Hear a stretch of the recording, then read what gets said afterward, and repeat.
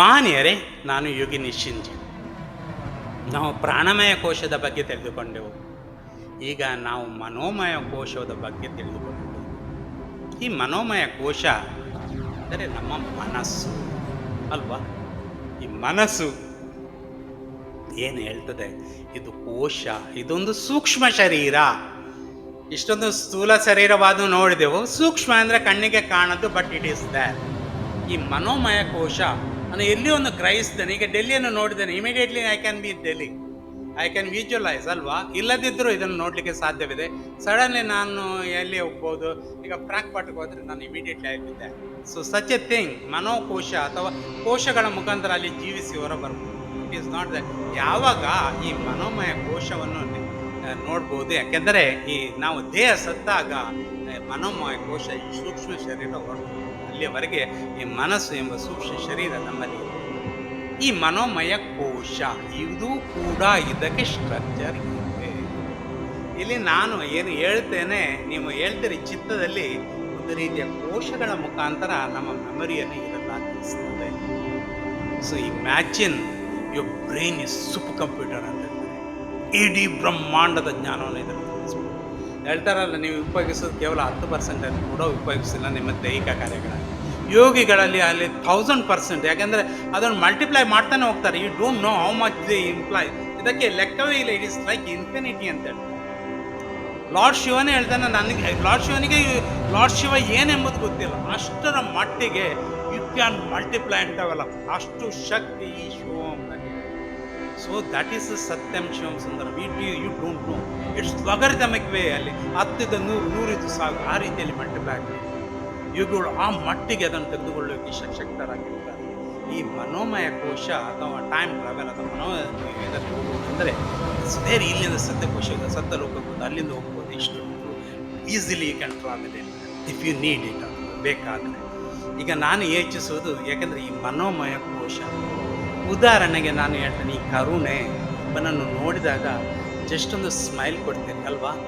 ಆ ಸ್ಮೈಲ್ನಲ್ಲಿ ಅವನಿಗೆ ಏನೋ ದುಃಖದಲ್ಲಿದ್ದಾನೆ, ಸರಿ ಎಷ್ಟು ಒಂದು ಸ್ಮೈಲ್ ಕೊಟ್ಟ ಅವನ ದೇಹದಲ್ಲಿ ಸ್ವಲ್ಪ ಏನೋ ಒಂದು ಆನಂದ ಉತ್ಪತ್ತಿ ಆಗುತ್ತೆ. ಕಾರಣ ಸಮಥಿಂಗ್ ಆಫ್ ಬ್ಯೂಟಿಫುಲ್ ಏನಿದೆ ನಿಮ್ಮಿಂದ ಅವನಿಗೆ ಟ್ರಾನ್ಸ್ಫರ್ ಆಯಿತು.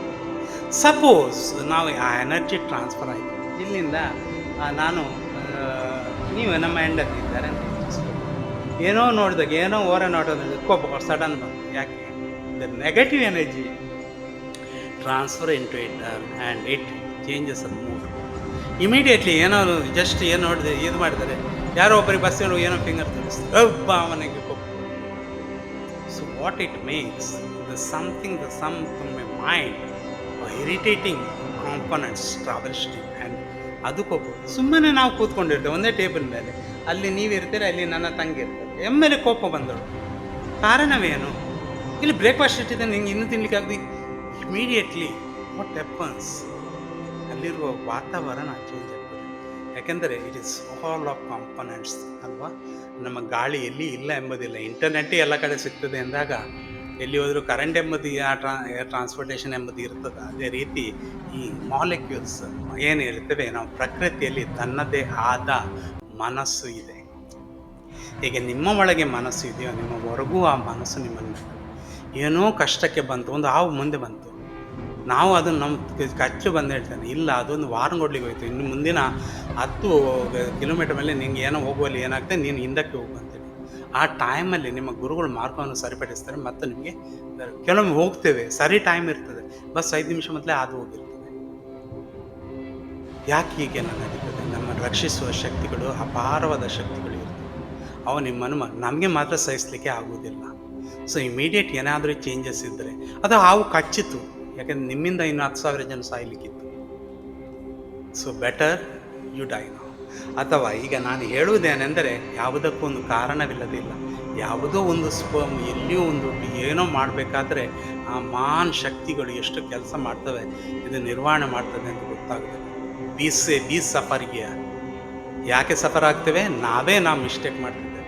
ಎಲ್ಲಿ ಈ ಇದರಿಂದ ನಾವು ಈ ಏನು ಹೇಳ್ತೇವೆ, ಈ ಪೃಥ್ವಿಯಿಂದ ನಾವು ಎಲ್ಲದಕ್ಕೂ ಯೋಗ ಅವನ ಮುಂತಾದ ಸ್ವರ್ಗಕ್ಕೆಲ್ಲ ಕಳಿಸಬೇಕಾದವರು ನಾವೇ ಏನು ವಿವಿಧ ಇದರಿಂದ ರಾಕ್ಷಸ ತತ್ವಗಳಿಗೆ ಒಳಪಟ್ಟು ನಮ್ಮದೇ ಶಕ್ತಿಯನ್ನು ಕಳೆದುಕೊಳ್ಳುತ್ತಾ ಇದ್ದೇವೆ. ಆದ್ದರಿಂದ ಸತ್ಯಲೋಕದ ಮುಂತಾದ ಜನರು ತುಂಬ ಅಪರಿಮಿತ ಶ್ರಮ ಮಾಡಿದ್ದಾರೆ. ಇಲ್ಲಿನ ಯೋಗಿಗಳೇ ನೋಡಿ, ಕೇವಲ ಅವ್ರಿಗೆ 4-5 ಗಂಟೆಗಿಂತ ಹೆಚ್ಚು ಮಲಗುದು, 2 ಗಂಟೆ ಮಲಗುದು, 12 ಗಂಟೆ ಮಲಗಿ 2 ಗಂಟೆ ಹೇಳ್ತಾರೆ. ನಾವು ನೋಡ್ತೀವಲ್ಲ, ನಮ್ಮ ಡಾಕ್ಟರ್ ಶಿವಕುಮಾರ ಸ್ವಾಮೀಜಿಯವರಂದು ಇದ್ದರು. ಅವರು ಏನು ಮಾಡ್ತಾ ಇದ್ರು ಅಂದರೆ, ರಾತ್ರಿ 2 ಗಂಟೆ ಟ್ರೈನಲ್ಲಿ ಆದರೂ ಅಲ್ಲೇ ಪೂಜೆ ಶುರು ಮಾಡಿಬಿಡ್ತಾರೆ. 6 ಗಂಟೆಗೆ ಮತ್ತೆ ಬೇರೆ ಕೆಲಸ ಮಾಡ್ತಾರೆ. ಯಾಕೆಂದರೆ time is important for us, because ಅವರ ಮೇಲೆ ಬೇರೆನವರನ್ನು ನೆಚ್ಚಿಕೊಂಡಿರ್ತಾರೆ. ಅವರಿಗೇನಾದರೂ ಹೆಚ್ಚುಕೊಂಡು ಮಾಡಿದ್ರೆ ಇಲ್ಲಿ ಅಡುಗೆ ಆಗೋದಿಲ್ಲ, ಇಲ್ಲಿ ದಾಸೋಹ ಆಗೋದಿಲ್ಲ, ಇಲ್ಲಿ ಮಕ್ಕಳು ಅಡುಗೆ ಬೀಳ್ತಾರೆ. ಹಾಗೆ ಚಿಕ್ಕಂದಿನಲ್ಲಿ ಅವರ ನಾವು ಸೌದೆ ಸ್ವಾಮಿ ಅಂತ ಕರೀತಾರೆ. ಯಾಕೆಂದರೆ ಅವರಿಗೆ ಯಾಕೆಂದರೆ ಸೌದೆ ಸ್ವಾಮಿ, ಯಾಕೆಂದರೆ ಚಿಕ್ಕಂದಿನಲ್ಲಿ ಅವರು ಸೌದೆ ಕಟ್ಟಿಗೆ ಒಡೆದು ಅನಾಥ ಮನುಷ್ಯರಿಗೆ ಇದು ಮಾಡಿ ಅಡುಗೆ ಮಾಡಿ ಅವರು ಮಕ್ಕಳನ್ನು ಸಾಲಿಸ್ತಾರೆ. ನಮ್ಮ ತಂದೆ ತಾಯಿಗಳೇ ನಮ್ಮ ಮಕ್ಕಳಿಗೇನು ಊಟ ಹಾಕೋದಿಲ್ಲ. ಒಂದು ವೇಳೆ ಅಂಥ ಮಕ್ಕಳನ್ನು ಪಾಲಿಸಿ ಅವರಿಗೆ ಎಜುಕೇಷನ್ ನೀಡಿ ದೇಶದ ಉದ್ಧಾರಕ್ಕೆ ತಯಾರು ಮಾಡಿಟ್ಟರು. ಆ ಟೈಮಲ್ಲಿ ಹಾಗೆ ಅವ್ರು ಹೇಳ್ತಿದ್ರು, ನಾನು ಸೌದೆ ಹೊಡಿತಿದ್ದೆ, ಅದನ್ನು ಕಟ್ಟಿದ್ದೆ, ಅಷ್ಟು ವರ್ಷ ಜೀವಿಸಲಿಕ್ಕೆ ನಾನು ತಪಸ್ಸಿಗಿಂತ ನಾನು ಸೌದೆ ಹೊಡೆದದ್ದು ದೊಡ್ಡದಂತೇಳಿ ಅವರಿಗೆ.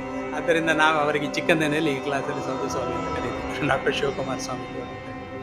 ಈಗ ಅವರು, ಯಾಕೆಂದರೆ ನಾನು ಈ ಮಾತನ್ನು ಹೇಳ್ತೇನೆ, ಇದು ಗೌರವಪೂರ್ವಕವಾಗಿ, ಅವರು ಇದೇನಿಲ್ಲ, ಅವರ ತಪಸ್ಸು ಅಗಾಧವಾಗಿ.